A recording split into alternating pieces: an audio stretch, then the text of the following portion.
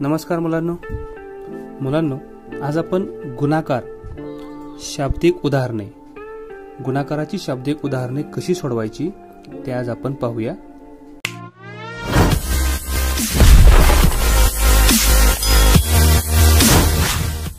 पहा, या ठिकाणी एक उदाहरण आहे। एका बरणीत 34 चॉकलेटे याप्रमाणे 9 बरण्यातील एकूण चॉकलेटे किती। आता या ठिकाणी पहा, एका बरणीमधील चॉकलेटे दिलेत 34।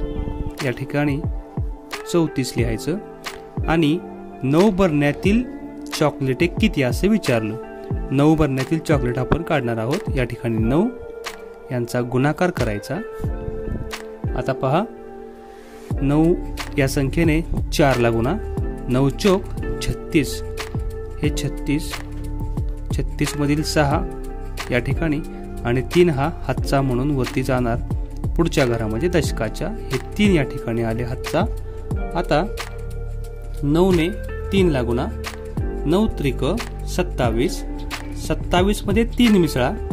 28, 29, 30, तर ते 30 या ठिकाणी लिहा। म्हणजे 9 बरण्यातील एकूण चॉकलेट खाली तुम्ही लिहू शकता, एकूण चॉकलेटे बरोबर 306।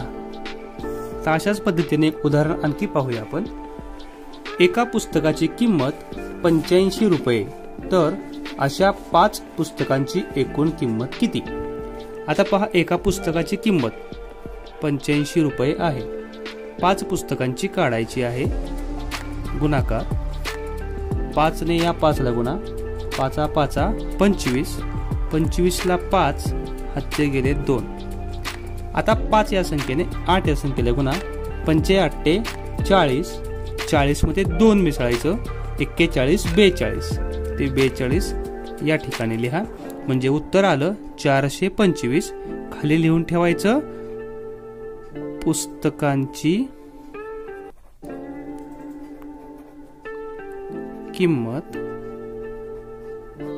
बरोबर 425 रुपये।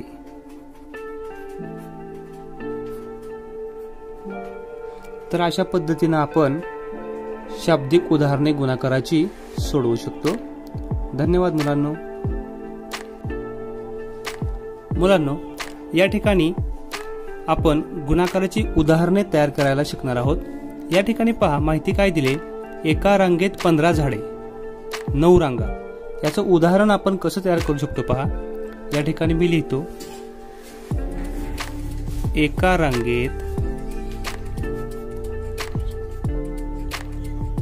15 झाडे, एका रांगेत 15 झाडे, तर अशा 9 रांगेत किती झाडे असतील। तर अशा पद्धतीने तुम्ही उदाहरण तयार करू शकता। आणखी एक उदाहरण पहा, 16 खेळणी, प्रत्येकी किंमत 10 रुपये। आता ह्याचं उदाहरण कसं करू शकतो आपण। एका खेळणीची किंमत 10 रुपये, तर अशा 16 खेळण्यांची किंमत किती। तर अशा पद्धतीने तुम्ही माहितीच्या आधारे उदाहरणे सुद्धा गुणाकाराची तयार करू शकता। अशा विविध उदाहरणांचा सराव करा। धन्यवाद।